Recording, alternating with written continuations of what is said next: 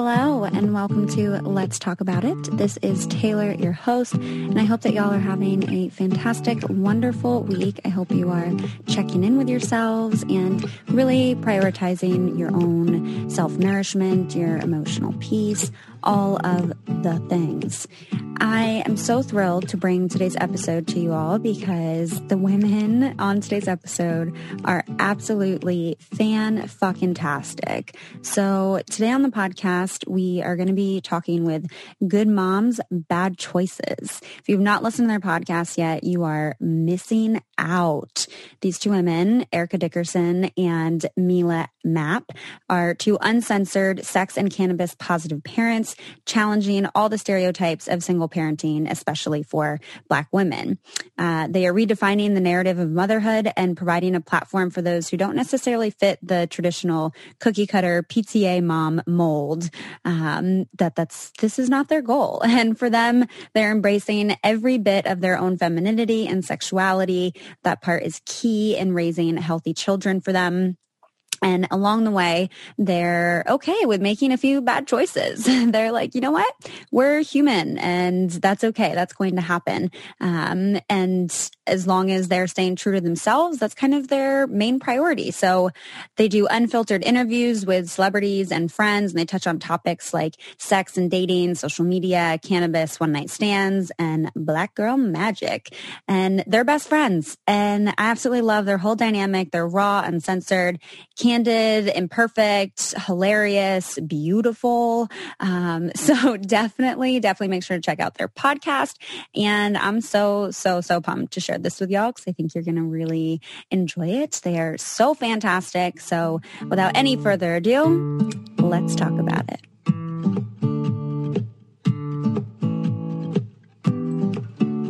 All right. So welcome, ladies, to this show. Thank you so much for being here. Thank you for having us. Hi. Yes. Y'all are like living your best lives out there in sunny LA with your weed going. If you hear some lighter click-ins, that's what we got going on. And I'm over here in cloudy, sad Seattle.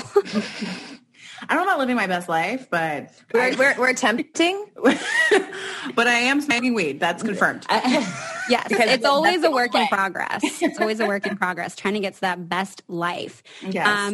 I'm so happy to have y'all on the show and to get to know you a little bit more and for the listeners to get to know y'all because I feel like we might be a little bit similar in some ways that like we are very much open books and don't give a shit and are all about creating community and showing up authentically as we are, regardless if that makes other people uncomfortable or if other people are going to judge us. It's just kind of like, no, fuck it. This is who we are.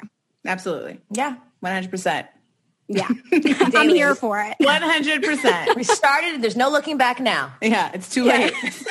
Yeah. Like we can't dial that back in now that we're at this point. I mean, we could go delete our whole Instagram feed, but yeah. No. Yeah. It's already out. In every episode of our podcast. Yes. Well, and so I would love to hear a little bit more, maybe just to kind of fill in our listeners as well, if you could share a little bit about how Good Moms, Bad Choices started. And I mean, first of all, brilliant name. Like, Thank you. Really love it. So yeah, if you could share a little bit about just kind of like how y'all even started this. Sure. So I'm Erica, and this is... I'm Milah. So just so your listeners have a reference of voices happening here. And yeah, we started a podcast. It'll be 3 years in March. And really it happened because Jamila and I, we both have children. And one child each. You could be more clear. Yeah. People sometimes think me and Jamila are married. Like, there are children. So let me just be clear. Like, me and Jamila do not have sex. We've never had sex, even though people would love to think that. But yes, our kids are best friends. We kind of co-parent, but we're not romantically involved. She basically involved. is my husband without the penis. So yeah. Well, I mean, sometimes people don't really know how to understand and see that like deep platonic intimacy between two women. I mean, my girlfriend Vanessa and I from the show are super close, and we don't even like remotely co-parent or have children, but even still people are like, are they like together? Are they like trying to act like it's just some silly fantasy people want to play into. And you know what? Go ahead, play into it. Yeah. But we started the podcast. Basically, I was a single mom. My daughter, I met Milah when my daughter was, our daughters are really close in age. So our daughters were around maybe 5 months. I kind of met Milah because when I became a mom, I really had no mom friends, like zero. I was the first of all my friends. And I felt really, really lonely. And I had been trying to go to like mommy groups and meet moms. And I was like, these bitches, can't connect. Yep. And then I saw my friend had posted Milah and she had a kid. And I was like, who is this person? You've been like hiding from me. Where is she? She's like, there's another one. Yeah. I was like, how could you? You know, I'm going through this. And so she told me, actually me and Milah and some friends are going to go out tonight. Do you want to come meet her? I was like, yes. So I like immediately called my mom. I was like, you need to take my child. I'll be back in like 2 hours. Just watch her. And so I went to this bar, literally saw Milah, went straight for her. I was like on a mission. And like, I never would do this now. I was really going for it. And I was just like, hey girl, I heard you have a kid. And she was like, yeah, I do. And I was like, we should hang out. I have a daughter too. I was like, I'm going to call you tomorrow. We're going to set the date. I think like I maybe had stayed for like one drink and then just like left. And then that's kind of like how our friendship started, but it was really surface at first. She, on the other side, on my side, I also was like the first of my friends to have a baby. There was no one else had a baby. And I had seen her on Instagram through another mutual friend. And I was like, there's somebody with a baby out there that's in close degree to me. And of course, with Instagram, you make all these assumptions about like how great the other person's life is. Like her pregnancy looks great. Look at her baby shower. She got proposed to. Her life's going great and mine's terrible. I'm depressed. I feel terrible. And that night I went out with my baby daddy. And usually I'm the one who is making all the friends at the party. I'm always making friends in the bathroom. I'm always too friendly. And this girl was just coming straight for me. I was like, someone wants to be my friend? Hello? Yeah. She's like, you have a baby? I was like, yes, I do. She's like, take my number. And I was like, sure will.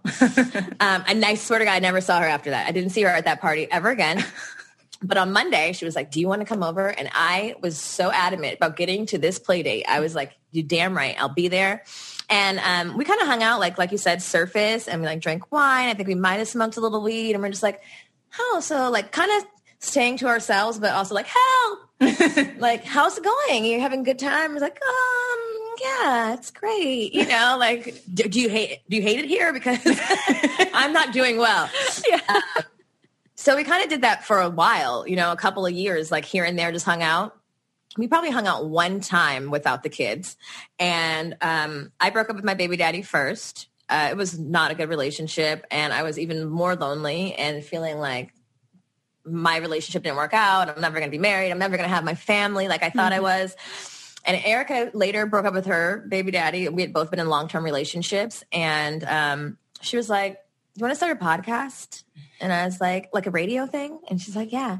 But like right before that, she told me that she had met a couple on Tinder and that they were hot and that she had been dating them. And I didn't know that she was like this cool or spicy because that's like my type of gal. So immediately I was like, oh, okay. I was like, you met a couple? So I was immediately like, oh, you're really my friend. And also when she asked me to do the podcast, I was like, I'm down, but how honest are we going to be? Are you going to tell the story about your couple? And she's like, yeah, I guess. And I was like, all right, let's do it. Because I only have one on and off switch. I have no medium, you know? And we kind of like just one day, I think I hadn't even been to your house. I had never even been to your house until we were like, let's have a meeting. And we took like a week to come up with the name. We had our friend do our photo shoot with our avatar. And we just like sat down and started recording and really got to know each other. Our listeners have gotten to see our friendship blossom really on the podcast. Like we really became friends through sitting down weekly and talking. And the reason why I became intrigued by podcasts was because I was really listening to a lot of murder mystery podcasts and I couldn't find any really on Black single motherhood. Yeah. And it was just, the space was so white. And I was just like, wait, I really tried to find, I was like, maybe I can get some perspective on what I'm going through. And I was like, no. I was like, everybody can't be married, right? I was like, what? Everyone's relationship didn't work out. Everyone's just great over here? No one hates each other? Okay. Nope. And that's kind of like how it all started. And, you know, we've kept going now every single week for 3 years. And it's been this amazing journey that we've, you know, been on together and building this amazing, incredible community of moms, women, people that don't even have kids, men, because we don't just talk about motherhood, and men. Yeah. So. Yeah. Because y'all are mothers, but you're also still your own women. We also actually like, we do shit outside of fucking parenting. Yeah. Yeah. Yeah. And I think that a lot of the, you know, the podcasts that come to my mind that probably you found in your research of like, you know, this whitewashing of mommyhood, that is this perfect picture of fairy tale monogamy, and that is almost entirely about being a mom. And it's like, absolutely. Well, where are the other parts? I think what it is a lot of women in society really kind of make you feel like once you become a mom, there are no other parts. And if you have other parts, you are selfish. You better tuck those parts away. Yep. You're not a good mom if you have any of those other parts that still exist. And you damn sure better not talk about them. Yeah. You know, and it's just like completely unrealistic and ridiculous. Yeah. All right, we're going to take a short break right here. I want to make sure that we're all checking in with ourselves on how we're feeling, maybe even before you started listening to this podcast, maybe even how you're feeling during the podcast. If things in this episode are bringing up things for you in your own personal life, and just like how you're doing there, because it's totally okay to want a little bit of extra help or to feel like you need a little bit of extra help. So I want to provide a resource for y'all that is one of my favorite sponsors of the podcast, and that is BetterHelp. So they provide online professional counseling services. So it's not self-help. It's not a crisis line. This is affordable. They also have financial aid available. This is like real therapy just done virtually, which is what most people are doing these days anyway. And I know the seasons are changing and you might be feeling a little bit down. You might be struggling with that transition. You might be struggling with the weight of the world these days, and that is so okay. You don't have to take on all of this by yourself. So I really want to encourage y'all to check out BetterHelp, and I want you to just like start living a happier life. Like you're very much worthy and deserving of that. So as a listener, you'll get 10% off your first month by visiting betterhelp.com/talkaboutit. You can join over 1 million people taking charge of their mental health today. And again, that's BetterHelp, HELP.com/talkaboutit. So be sure to take advantage of this amazing resource, and we can now get back to the show.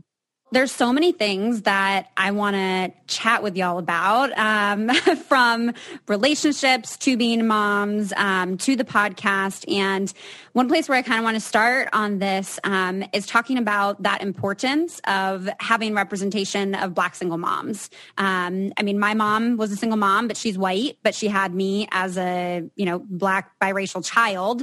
And, I know that she had some weird experiences from that, growing up with me and raising me.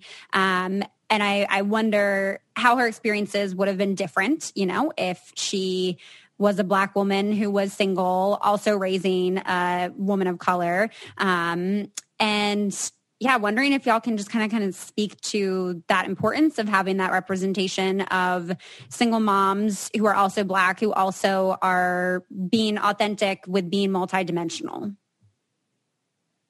Yeah, I think that there's like yeah, no, for sure. I think there's like this narrative of Black motherhood that's like, it comes from a place of like deficit, and it comes from a place of like, what happened? Why? Like, I don't know. It's always a negative. And of course, it wasn't my goal to be a single mom. Like Jamila said, she had this whole, this made up fantasy of who I was based on Instagram. I was, getting engaged, and I was going to be married, and I was with my baby daddy, and we were happy. Yeah. So it seemed, we were at some point, just, towards then it wasn't.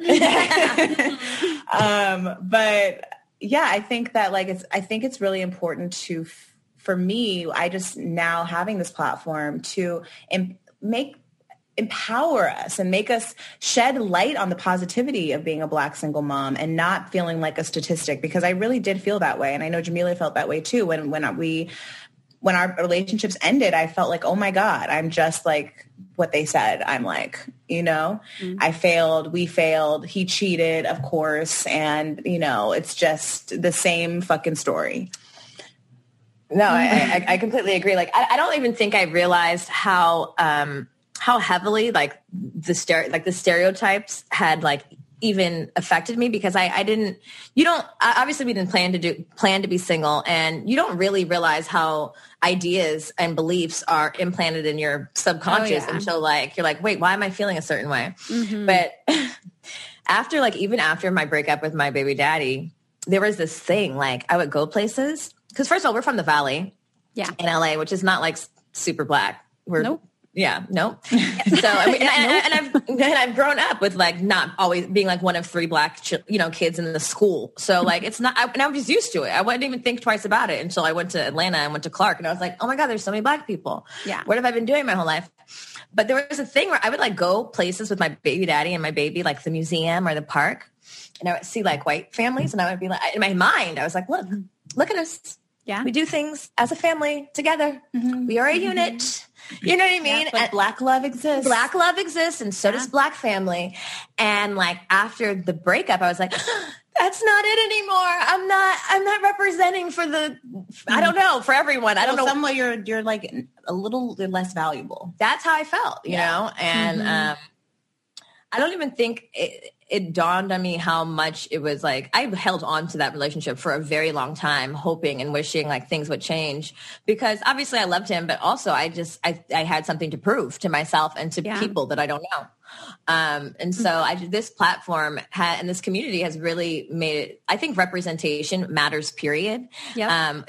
Normalizing seeing things and seeing people that look like you doing the shit that you're doing makes you more comfortable and makes you like, oh yeah, this is, every single black mom isn't like Holly Berry in that movie where she's fighting for Isaiah, It's not that, and I don't have to like associate myself with that. And like the thing is, like I and even talking to other like single moms that are not black, they recognize like the things that we probably thought about were not things that they had to consider in their breakups. Mm-hmm. So it's very important, I think, what we're doing. And I think for some people who are not black, they may not be able to understand that, or like, well, why? I've had friends like, well, why are you, assuming because you're black that it's different? And I'm like, girl, it's not an assumption. It's just what it is. Have you turned on like, TV? Like if life in general isn't different because of your skin color, how would being a mom not be different with that intersection there? Right. Well, and then there's that obliviousness, yes, the privilege. And the privilege. And so, I forgot the question, but I'm just happy that we're here. We're here just, I would just say that, yes, it's so important that there is representation for single black motherhood in a positive light, but also in a negative light, and also all the parts. And that's what we share on our podcast. We share all the parts, because there's some fucking amazing things like that happen as a single parent. There's empowerment that happens, at least for me, and I think Jamila, and I find it more and more with all my friends that unfortunately, some are becoming single parents, and like I find a switch kind of turns on where it's like they didn't know what the fuck they wanted to do with their life, because they had this partner that was their source of like all their energy was going there. And then suddenly they don't have that anymore. And it's just them and their kids. And you feel this inspiration it's inspiration. It's also, you got to figure this shit out. But also I think it's just this natural progression of like finding yourself without someone else there. Yeah. You really have to. I've had to face myself in so many ways that I never would have faced myself had I stayed with my partner. Mm-hmm. And it's a blessing to me. I'm never going to be like, fuck marriage. Like everyone should be a single parent. But like, if you are, fuck yeah. Like, fuck yeah. You're going to be just fine. You're going to be just fine. And you might be better. You might have breakthroughs. And it's mostly about choosing yourself. Mm-hmm. I don't want to choose a relationship because I think that there's some stereotype I'm avoiding by staying in it. I'm just like, myself is what's important, whether it's this, that, or whatever, what makes me happy. And I think a lot of moms miss that because we're so attached to, like this idea, that we're supposed to fucking have a white picket fence and live happily ever after. It just doesn't always work out that way. Yeah. Well, it's fine. I've literally had guys be like, well, I want to have that. I want to give you that white picket fence. I'm like, what if I don't want a white picket fence? Right. Like, that's not, A, you assuming, and B, you really don't know me enough to be able to even say that that's something you want to give me in the first place. That's another story. But tell him, Taylor. Tell him, Taylor. But this point to, the stereotypes. And I think that women in general have a strong stereotype of being, caregivers, but I think that there's an even extra burden on Black women to be caregivers and to hold the burden of the family and to keep it all together all the time. And so we're so strong. Yes. Mm-hmm, yes. You're so strong.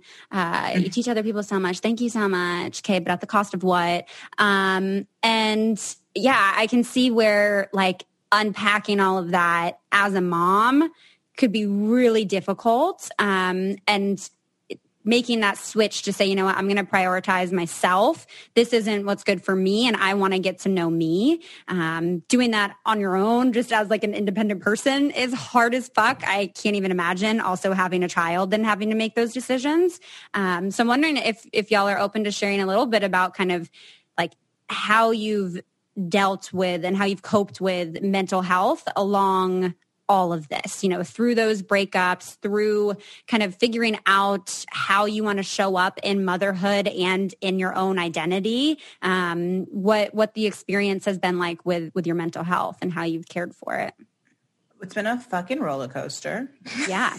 Yeah. And I say cared for it, but you also might not have cared for it. And that's part of it. It's been a roller coaster. I wish I could sit here and say, oh, it's been this beautiful journey. I loved every second. I learned so much. I was saying the whole time. But yeah, I have learned a lot. And the journey, I'm learning to enjoy I'm learning to see the beauty in it. But it's been really hard. I became a single parent very it was just one day I'm a single parent.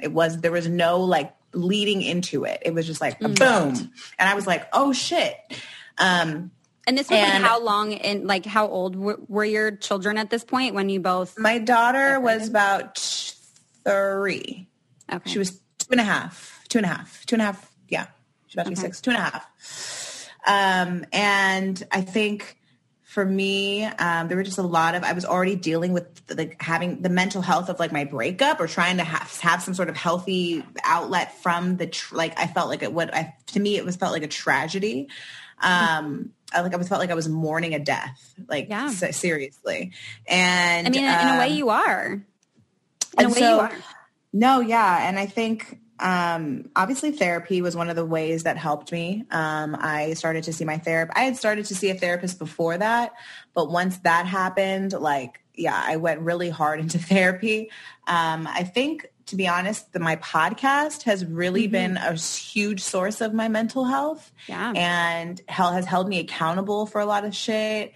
And I had my community being so supportive, and we share a lot, and we also don't share everything on Instagram or on the podcast. And we have this other community on Patreon where we have people there that, know a lot more, and they really, I don't know, it's a really safe space over there. I'm really protect it fiercely. Somehow we've been able to people that go into Patreon, they're all so well-intentioned and not evil. Thank God. Yeah. Yes. But I will say my daughter too. My daughter has been a source of my mental health. Kids are the greatest teachers, honestly. My daughter has taught me so many things, and having to show up for her, has been, obviously really hard sometimes, but the return on the reward is so high that I choose that option every time, and I fuck up. I definitely fuck up. But because you're human, but it helps. And cannabis helps. Cannabis helps with my mental health. I know not everyone smokes weed, and we and Milah are weed advocates, but obviously only if you want to smoke. Yeah. And honestly, weed has made me such a better human and better parent overall, which we can go into that or whatever, but it really has helped me, deal with a lot of things that like I might have went to therapy for and been prescribed something else. And this has been like a great outlet for me to just my anxiety and I think sisterhood. Girl, girl, like I don't even want to sound like super cheesy and shit, but like me and Erica, oddly, our lives are oddly parallel, like not just our periods, but like everything. And like even I broke up with my baby daddy when Luna was like 2. My daughter's name is Luna. And at that point, like I had known probably the whole 2 years that shit was not about to work, you know, but I kept trying and praying and hoping. And I don't know what the fuck else I was doing over there. Some witchcraft. I was trying. I was just like, please, rain God. dances. Rain dance. I was doing everything under the sun. But it just wasn't working. And I was not happy. And like I said, me and Erica weren't really close friends, but that shit could not have come at a better time because I was kind of trying to navigate it by myself. And like, honestly, not trying to navigate that space with other friends that didn't have kids, that weren't Black. It was like, I was talking to people that didn't get me. And even though they had been my friends for a long, long, long time, and not in a bad way, but just like sometimes you don't understand the shit someone else is going through because it's just, you're not going to get it. Yeah. When me and Erica like just pushed record, I didn't even realize how much I needed to talk, how much I needed a stranger from the internet to be like, girl, that happened to me. It's okay. I'm a Cancer, so I like hoard some. Hey, girl, I can hold, we'd be clinging to some shit. Oh, yes. Please, work. Please, I want to keep them. Just trying to squeeze it as tight as possible. Literally. And make it work. I've known my child's father since we were like 13. But even to this day, like we could have one conversation. I could just cry at the disappointment of it not working. And I have to like deal with that. Like it's okay to feel sad about it, but you also have to let it go. And I think to being accountable and having a friend that's really holds me accountable, like, bitch, you said you weren't going to do this. Don't be fucking up. And like, even knowing that last week I said the same shit, or 4 weeks ago I said it, and there's other people who heard me say it, has really like, it is therapy. And like, I don't even really know where I would be without the podcast in mental health. Yeah. Well, I think people really underestimate the power of just talking shit through. I mean, that's a huge part of what psychotherapy is. And like, as a psychotherapist myself, like a lot of the times what people need is just that safe space to vent and to talk through their thoughts. And I think it's so like underrated. People don't get it. Like sometimes you just need to do that. You just have to, I literally was just saying, I don't know if it was to someone, I don't know. I was just saying that yes, I have a podcast where I put all my business on the internet, right? But like, you don't have to do that. But I do recommend if you need to record yourself talking, so it feels like you're doing something, and just talk about a subject for like 15 minutes, I swear and I promise you, you will come to some realizations. Like we have this segment that we do called Roll Up, and like we smoke weed, and sometimes it's together, sometimes it's by ourselves. And like the by myself ones have been so like life-changing. I've come to so many conclusions alone talking. And I'm like, I'm just talking shit, talking about, oh, fuck this, that. And I'm like, wait, why do I do that? Wait, I did that because, oh, fuck, that's why I'm doing that. And it's like, it's literally just talking. And I think that's actually like, like that's what therapy is, and sometimes you meet someone there, but honestly, like I've come to so many realizations just talking about myself to myself. Oh, yeah. So I highly recommend. Yes. Yeah. I've had some clients that do like video journals or like voice memo journals. And that really, I highly recommend it. Could go off on that a bunch. I want to get into a little bit of like dating as single moms and as Black single moms. And I mean, maybe a little bit now with COVID as well, but you started off your experience after your breakup with going into relationship, but dating a couple. Wondering if you can speak a little bit to that, and then both of you just of like dating as single moms.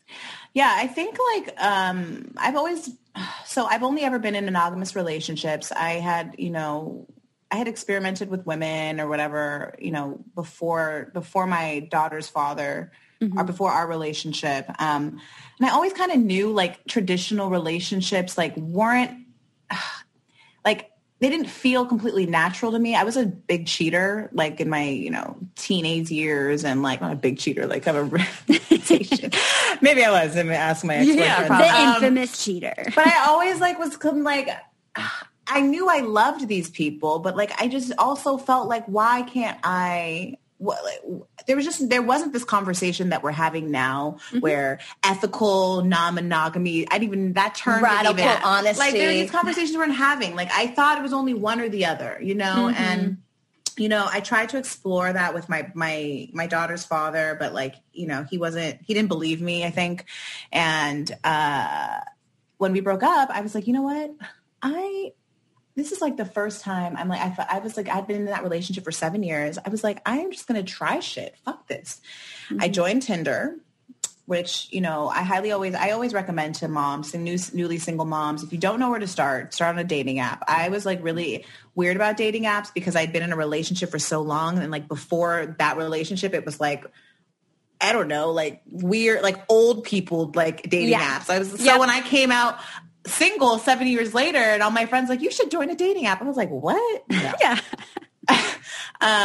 But doing that was like the biggest blessing to me, and really part of the reason we even had this podcast, because it just like encouraged like me to kind of like explore in private. And I met this couple, and they were this like the most amazing I got really lucky. Like they were really amazing. They showed me how they outline their relationship and their rules and their boundaries. It's something I really needed too, because they were so happy. They are so happy and in love, and they genuinely want to see each other happy, whether that's with them, with, sexually together or in play.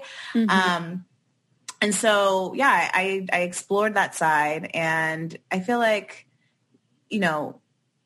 I did feel like some sort of weird guilt being a mom and being like I'm having threesomes and shit. I'm like, I'm a mom and I'm having threesomes. What does this while mean? My babysitter is watching my kid. Girl, you paying for that. And then I come back after the threesome, I'm like, thanks, bye. And like love on my kid. I was like, wow, this is just a mind fuck right here.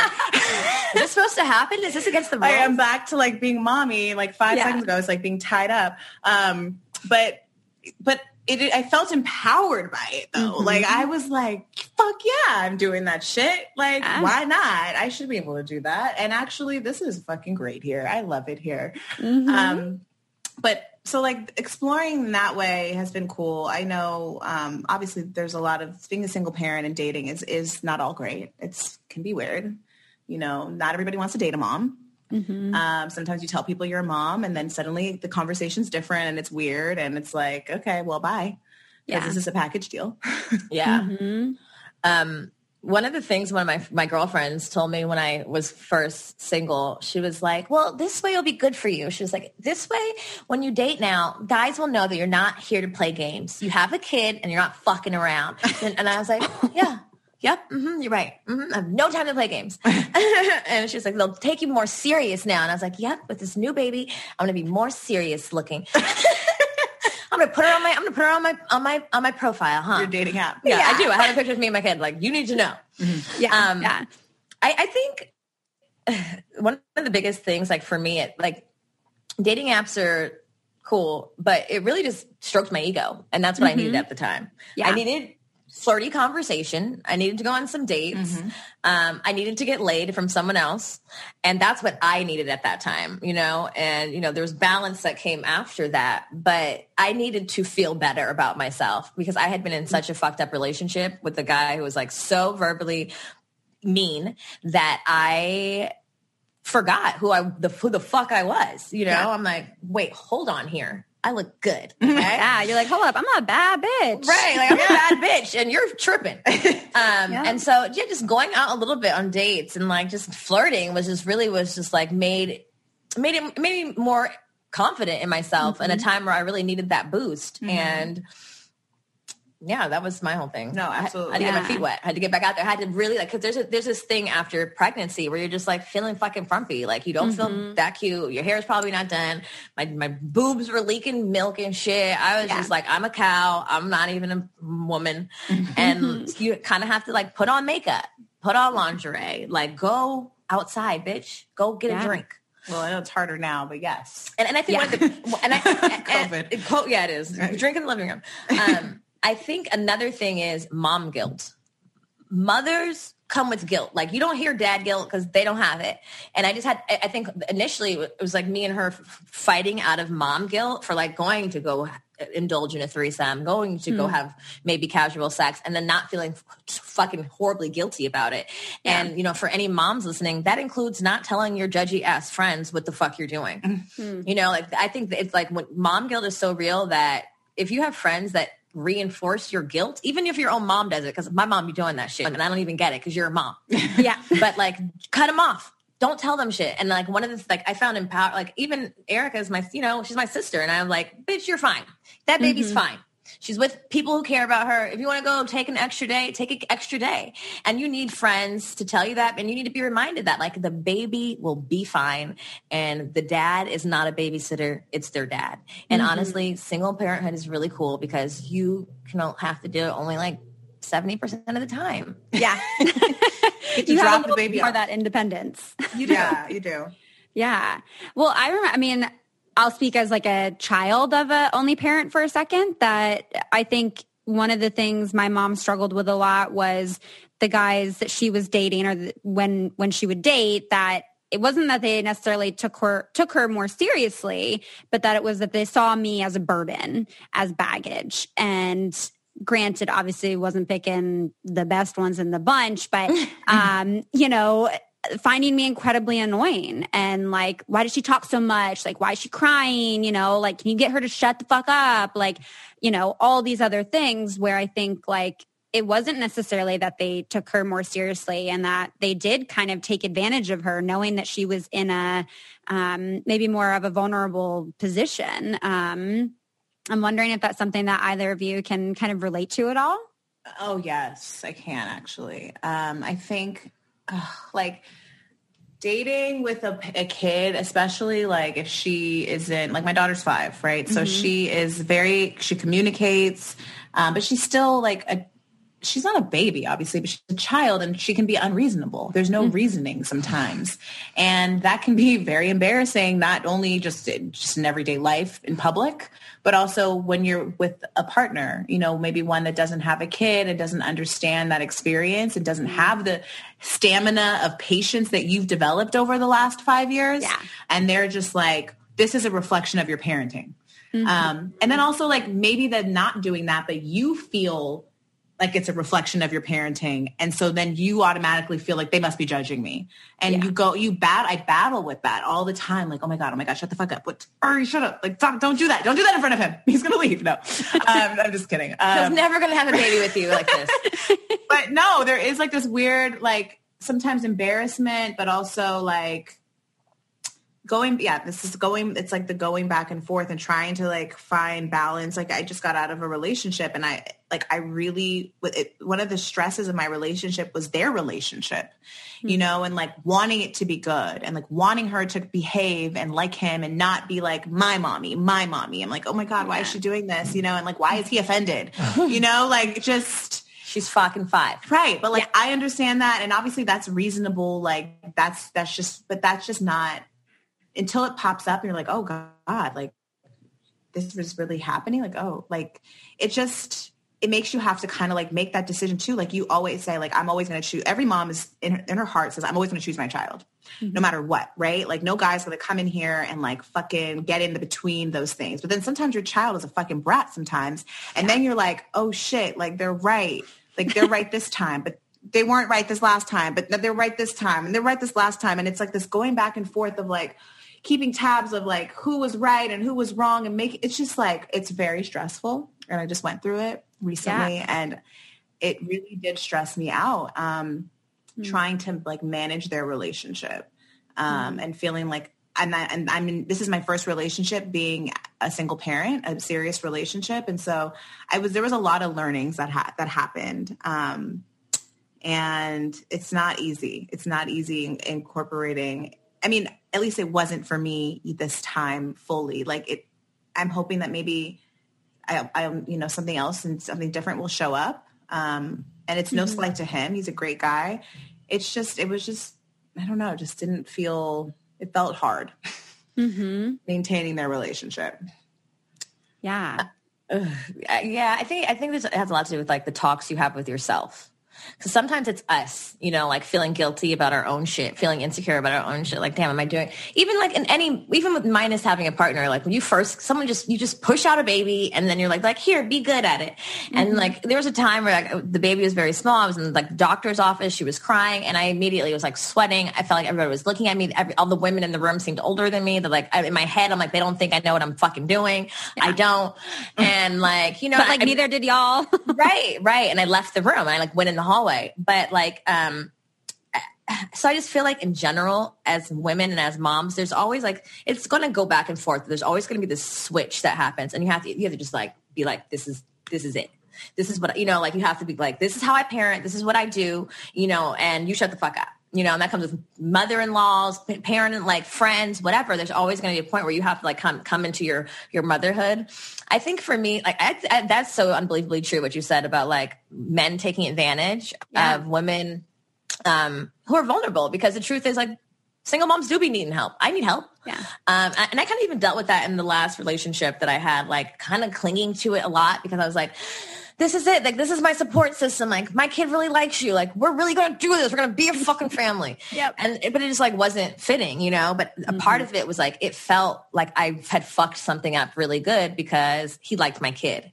And I'm like, maybe that won't happen the same way again. Like, who's going to take my kid camping? Other niggas? I don't know. But another nigga that camps. But in my mind, I'm like, no, I fucked it up, But there's another part of me, like, because my first relationship was so bad and with her dad, there was a time I briefly like went on a date with someone and he like got smart with me, girl. And I was like, something like switched. And I was like, who the fuck are you talking to? I like went crazy. Oh, because I had been like previously like abused. I was like a battered woman. So this stranger thought he was going to come talk shit to me. He like said, you're acting stupid. And I must have fucking went crazy. I was triggered. Okay. Yeah. And a part of me was like, yeah, you go, girl. Fuck him. Where that may have not happened before, but I was like at the end. I was at the end of taking any shit from any men. Yeah. And so, it's just like a constant swing. But I think it's really having those talks with yourself. Oh my God, is that a spider? Oh my God. It's just came down from nowhere. It's in front of me. Wait, where are you putting it? I don't know. Stop, I see it. Stop. It moved. Shh. That is the worst when they come out of literal thin air. Literally, the itsy bitsy spider just came in front of me, and Erica's like extremely scared of bugs. Sorry, guys. I know she's out of here. She's done. You good? It's okay. I just hurt my toe. That hurt. Fuck. Was this I'm going to let you outside and live your life? Or this is like, I'm killing you right now? I was trying to be ethical and like be nice because everyone tells me spiders are good and I don't like them, but like I'm trying to have a better relationship. I don't know. Yeah, no, I feel that. It's a whole mental process, like in the moment when you're freaking out of like, oh my God, do I protect your life? Does this mean I care about your life less because I'm about to kill you? Oh, it's a whole thing. Yeah, well, I don't know. He survived somewhere. Yes. I'll be on my leg right now.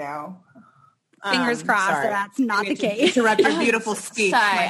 The whole thing is just because you're dating with another human, you have to be hyper aware of the people you bring into your life. You have to be hyper aware of red flags. You have to cut niggas off when it's time to cut them off.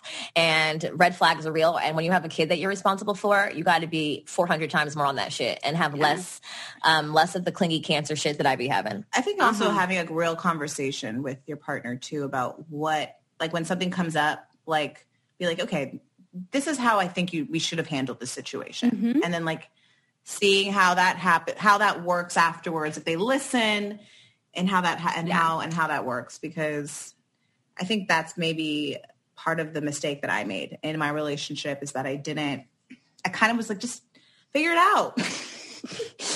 I'm like, she's fine. Just go in there and talk to her. Why can't you just go talk to her? She's crying because you're upset, but you're upset because you're like a 30-something-year-old person. You're upset with a 5-year-old. You guys need to work that out together. Yeah, I have too much shit. I don't have time. Figure it out. Yeah. Well, it's hard because, I mean, I think like in that kind of a situation where you're with someone who maybe isn't the best with kids or hasn't really like had other kids in their life and now is kind of in this position of like, this is the person I care about and this is their kid. Now I'm in a way becoming like a parental figure for them, but like also I'm just trying to like date this woman. Like it's a whole dynamic. Like I think of my stepdad, and he throughout our lifetime has been hella triangulated between my mom and I, and like the arguments we have, or me and him not necessarily developing a strong relationship because it's kind of stayed just between me and my mom. I could go off on a whole thing about this, but I do want to talk a little bit about sexuality with the two of you. I know you kind of spoke a little bit about like experimenting with a couple and experimenting with girls in the past. I'm curious if that's kind of like similar for both of you. And we've talked about men, but curious kind of, you know, sexuality, sexual orientation wise, kind of where you both lean and how you kind of let yourselves experience your sexuality as moms. Erica is bi fun. I made that up because when she wants to have fun, after about 3 tequilas, she gets bi as a motherfucker. But I actually, I've had more relationships with women than I have with men. Mostly like in my college years. I've always known I was attracted to women since I was like 5 or 6. And I'm in an odd, strange, weird way. I don't know what's wrong with me. I have a very I don't give a fuck type of personality. Like I've always had nothing wrong with that. I've always had that personality. My parents, they hate it.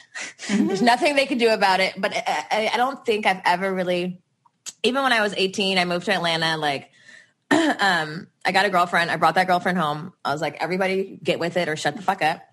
And that was it. Like I brought 3 other girlfriends home year after year after year. And then I'm like, oh, now I'm going back and nobody says shit to me, you know? And that's just kind of been like, I have the type of personality. Like I can't help who I am. I'm kind of talk a lot. I'm kind of perky and excited all the time. And I'm friendly and I dance a lot and I might get topless.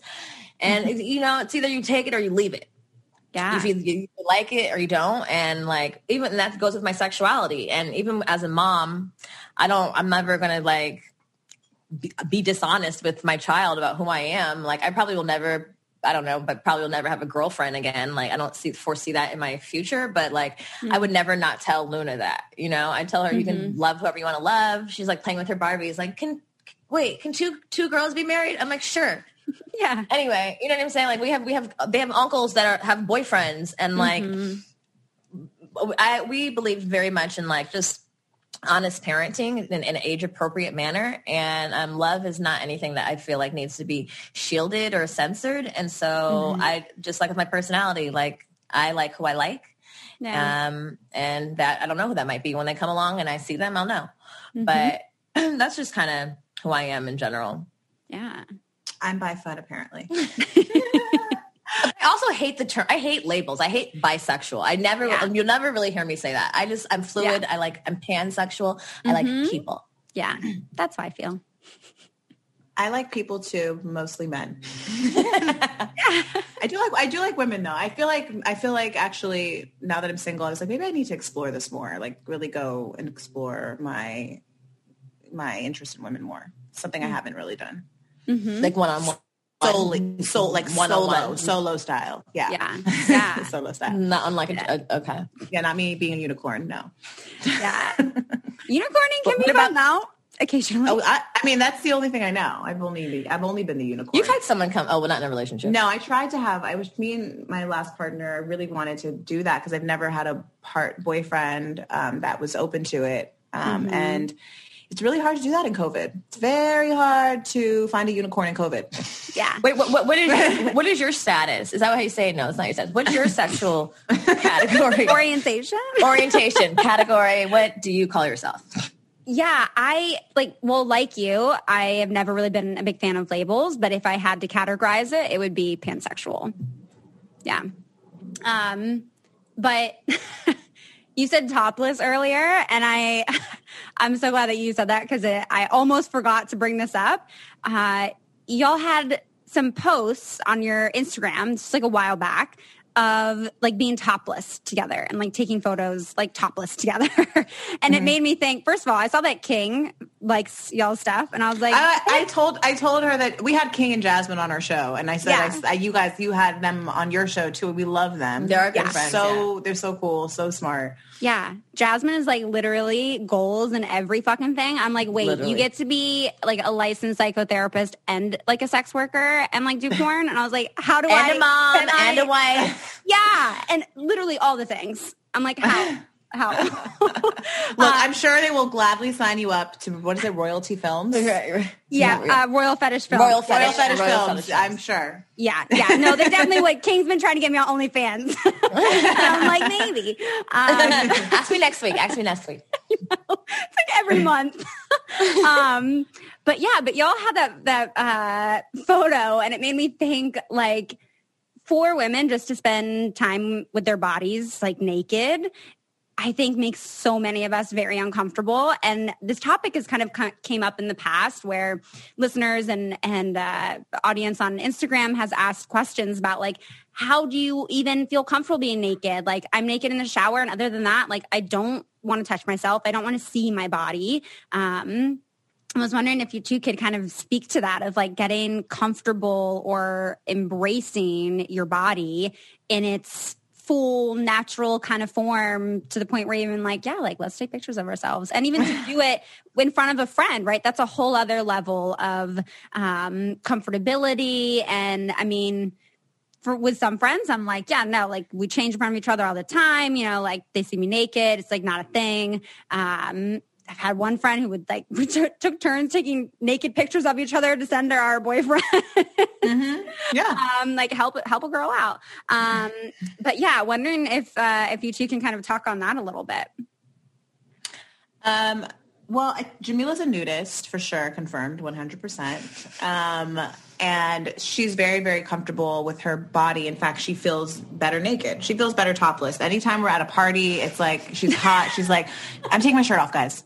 Like, and it's really not like a sexual thing. And like, I think even for me when I first met her, I was like, okay, that's what we're doing. Okay, shit. All right then. But I've learned so much from her about our body, like being nude and like what it means and like why everything is so sexualized and like, oh yeah. I think even like after I had my daughter, I realized I'm like, these are not for you. Okay. These are life sources. Leave me the fuck alone. And if I want to show them, I can. But I think for me, even like after I had my daughter, I gained 70 pounds in my pregnancy. I was like huge. I looked like I was having twins for sure. And then when I gave birth, like, you know, shit didn't just like go back to normal. And I really struggled with my body. And I think I had struggled with I've been struggling with my body image probably since I was an early teenager. I've been acting since I was a kid and modeling since I was a kid, and like the constant comparisons and auditions and all those things, like they do what they do and inevitably, you know, damage your perception of what is beautiful and what is normal, especially being a Black woman who I'm curvy and I'm competing with like, you know, more model-y type of even Black girls auditioning and going for print jobs. And like, I don't have this model body. I'm going to white schools where, you know, white girls are, I feel like they develop a little later, or at least they develop later than me. I was looking like a full-fledged woman at age 14, and they were wearing Frankie B's and their butt cracks were fully covered. Oh my God, not the Frankie B's. I was like, my butt crack will not be covered in these. I don't know how you're maneuvering or walking, but whatever, that's another story. So I think in therapy, my therapist, because I told her one of the things that I went to her for was I was having body image issues and I didn't feel beautiful. I didn't recognize myself anymore. I looked in the mirror and I was like, who the fuck is this? And then I looked at pictures from before pregnancy and I was like, I was so fucking hot. What the fuck was I tripping about? Oh my God, just get me there. And I was like, okay, well, I'm not going to get there overnight. So one of the exercises that she encouraged me to do was when I'm putting lotion on and out of the shower, is just like doing a lot of affirmations while I'm touching myself and, taking it from there to then finally, once I feel comfortable with that, doing it in the mirror. And doing it without the mirror was easy. When I got to the mirror, that's when I was like, oh shit, this is real. I don't believe myself. I don't like these fucking legs. Look at this fucking stomach. Oh, it's so great. I love it. But the more I did it, like it really, really helped me. Really helped me. And I think just talking about it with my friends too, it was kind of something I always kept really secretive because people just assume I'm confident all the time. People always assume that I'm good and that there's no like insecurity within me. And so like, I felt like I couldn't talk about it with friends, or they would dismiss me and be like, oh girl, shut up. Like, I'm sure you even have that. Like you're petite, and like Jamila, she's petite. And like, so people assume petite people don't have body image issues, or they don't care about them. Yeah. And they're like, whatever, fuck you guys. Like you're fucking skinny. Shut the fuck up. Yep. So, and that's kind of how I felt, even though I'm not necessarily petite. So I think it's a lot of work you have to do on your own. And taking pictures with friends is a great way to start, Tinder made you love your body. I just mean like, I unfortunately, I really did need validation from someone else. I did to get the ball rolling. I was like, oh shit. Okay. I am good. Okay. 'Cause he didn't say anything about like my booty was looking good. Yeah. But it is good, right? Okay, good. I think it is. It's a lot of practice. It's a lot of practice of self-love and comfortability. And I think like one of my purposes in life, I thought of this myself, is that like sometimes I think people hold on to some ideas and they don't even know why they're holding on to them. Like if someone said that to me, like I'm only naked when I shower, I'd be like, listen to what you just said. Yeah. That's yourself. You're afraid of yourself? To me, it sounds like you're afraid of yourself. And there's no reason to be afraid of yourself. We have to celebrate all of ourselves emotionally, physically. Every aspect of ourselves needs to be celebrated for us to be in full love of ourselves. And like, that's something, I mean, I do like to be naked. This is true. I am petite, but like petite has not always been in. I've always been six and skinny. And like, people are like, like eat a burger. Everybody like, yeah, eat a burger. I mean, like the thicker girls that live in Atlanta, they're like, get your skinny ass out my face. I'm like, wait, but look at this booty.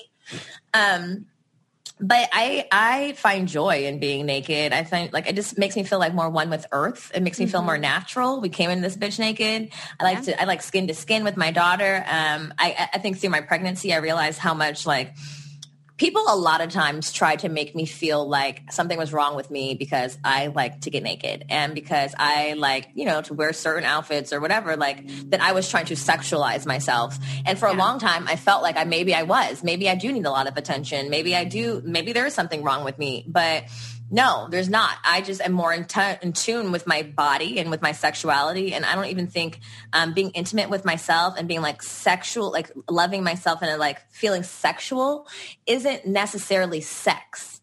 Me feeling sexual is like a part of like my natural being, like a part of my divine femininity. Like I feel more just in tune with myself. And even with like having a Luna, I want her to see me liking my body. How often do we hear our mothers say like, God, I love my body. It looks so beautiful.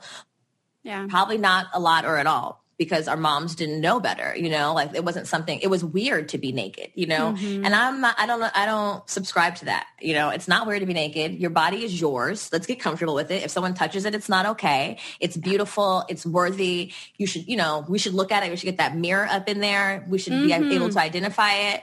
No one should be able to touch it with dirty fingernails. We should dance naked. I just think there's a huge blockage when you block your physical body from yourself. We're so much more than just like these sexual, like we're not here to please men and like be Playboy models. That's not what these titties mean. And if I choose to do that, that's like my own thing. And I think the more we like subscribe to that type of belief, then like the less we'll shade other people, like obviously all your friends, you're not going to are not going to be my friends. I'm not going to like just not blink an eye when I take my shirt off at the party. But I'm also coming to terms where like I want to be around my people. Mm-hmm. If you're uncomfortable, you're not my people. And some people I became friends with and that they weren't comfortable. And then 3 years later, they're like, oh, that's just Milah. She's just it's fine. Mm-hmm. You know? And then like, but people who make you feel like you shouldn't be yourself, whatever that is for you, it's not for you. Yeah. I would also say that just to add to that, one last thing is that the company you keep matters too, and it really influences how you view yourself. So if you're hanging out with a lot of people that are talking shit about themselves constantly, there's no way to combat that. It'd be very difficult to. Because you're like, oh yeah, me too. Yeah, you're right. You want to be part of the conversation, or you just feel like, well, if they think they look bad, I mean, I'm like 20 pounds heavier, so I must look worse, you know? Mm-hmm. So just be mindful of like the people and the company you keep and the thoughts you have about yourself and about others. Yeah. Yeah, totally. I feel like I related so much to all the nakedness talk just then. I was like, damn, like us cancers really be so similar. It's girl, kind of creepy. Gang. Yes. We have to wrap up, unfortunately. I do want to ask one last question and kind of hear a little bit from both of you on this, because I feel like listeners are going to have questions on this. But smoking weed, being a parent, and maybe if you can just speak to boundaries around that. I have a idea in my head of kind of how this goes anyway, but I feel like that's something that listeners are going to be a little curious about. Again, we parent, we believe very much in like honest parenting in an age appropriate way. Yes. I always tell this story. It's like when I was in college, I lived in Atlanta and I was with like some hippie black family. They all had like long ass dreads. They had a bunch of fucking kids and we were in the car and they grew weed and they're like showing their kid the weed. Like, oh, look at the flower daddy grew. Pass it to everybody. Everybody looked at it, passed it back. No biggie. And immediately I was like 19 and I was like, yep, that's how it's going to look in my house. And I just knew that. Because I grew up, we smelled it. Everybody's acting fucking weird. And we're like, what the fuck are you doing in that garage? Are you doing crack? Nobody knew. Yeah, but it was just like this. It's just like this big sketchy weird shit. Mm-hmm. And so it's just like, I don't believe in that type of parenting. Obviously we're not like, you should smoke like us when you get older. Yeah. But more so it's just like, this is a flower. This is what it looks like. It's not some big scary thing. It's medicine for me. It's at night. It's during the day. It's like you see me functioning. You see me working. You see me taking care of shit. I'm still doing it. It's not something you have to do. Just like you don't have to take naked pictures and put them on Instagram when you're 18. You know, I am my own person. You're your own person. This is what mommy does in a responsible manner. And so like when 12 and 13 and 14 come, our kids are no one's going to be able to tell our kids, oh my God, we're smoking weed over there. They're like, we don't really give a fuck. Our moms are doing that shit all the time. You know, like that's the big secret. Yeah, like even my daughter was in kindergarten when they were going to school, and she came home and she's like, "Oh, mom." I was like, "What?" She's like, "So and so said weed." I was like, "What?" She's like, "He said weed at school." I was like, "In what context?" She was like, "Oh, like he had a stick and he was like, this is weed." I was like, "Oh, did you tell the teacher?" She's like, "No." I was like, "Oh, okay." But like she, you know, it's just not a big scary thing. It's not. Yeah. So that's just. Yeah, I mean, I agree. I think for me, my experience with cannabis growing up in California, I mean, obviously, like it's a lot more liberal here, but still it was illegal. My parents smoked weed and they definitely kept it away from me. And it was this big mystery. And then eventually I started smoking weed. And then I got in big trouble and I was so confused because I was like, wait, don't you guys do this shit? Like, what? Yeah. And like, there was no conversation. It was just like, I knew I wasn't allowed to do it. We weren't talking about it. And that was the end of that. And it only further intrigued me because I was that type of child. I was like, wait, what can't I do? Oh, I'm gonna do that. Oh yeah. Right. And, you know, obviously parents hope their kids aren't like that, but 9 times out of 10, they are. It's just kids. We want to explore. And I think, you know, your kid, you know, and you know what's best. We have this episode, actually, if there are any parents that really have a lot of questions about this, we did a whole episode. It's called Kids and Cannabis 101. And we really break down like, just like all the different steps for people that like, don't live in places that, cannabis is legal, and how to talk to your teenager about cannabis. Maybe you're late maybe you started this late in the game. Maybe you've been lying to your kids this whole time and you're like, I got to cut the lie. How do I do that now? I've been lying and I don't know where to start. We have a part in that. Mm-hmm. We also have how to like just start from the beginning and just like create this healthy relationship with like not being secretive and talking about it from like a medicinal standpoint and a recreational standpoint. I think parents sometimes insult their child's intelligence. Yeah. Kids are smart as fuck and they be knowing. And that comes at 4, that comes at 3, that comes at 5, even in like an argument with another parent, even kids feel energy and they get language late, like linguistically, like, like they can't move their mouths, but they understand what's going on. So I don't like, obviously there's certain things I'm not going to tell my kid everything, but like, I'm definitely not going to insult my kid's intelligence. No. And then you can't lie to your kid and then be mad when they lie to you. You're leading them by example. Like, you can't. It's not allowed. I mean, it happens every day, but you shouldn't. True. Disneyland is closed forever. I know, literally. It's never happening. Stop asking. That's actually not false. That's actually true. Oh, that is true. Thank God. There was a time my friends were like, are you going to take your 1-year-old to Disneyland? I'm like, why the fuck would I do that? She doesn't even know what it is. I'm going to wait till she fucking asks me and then I'll go do that shit. I'm like, she doesn't even know it exists and don't you tell her. Yeah. And that would be I don't know. Disney World to me is like a nightmare just with like thousands of children and germs everywhere. That's what I think of. I'm like, this place is. Well, people that go to Disneyland for fun, I have so many questions. I'm like, why? I'm like, who are you? What are you doing? And like for a 1-year-old too. I need to understand that. For a 1-year-old, I'm like, why would I take my fucking 1-year-old? We're not here for the 1-year-old. You're here because you want to be here. I mean, but Disneyland, once you get there, it is like oddly, annoyingly so fucking happy. You're like, I'm having a great time. You're like, God damn it, why is this fun now? Yeah, literally. Like, I want the cotton candy and the pickles. Oh, let's do everything and never come back. Come back in 5 years. These are the type of moms we are.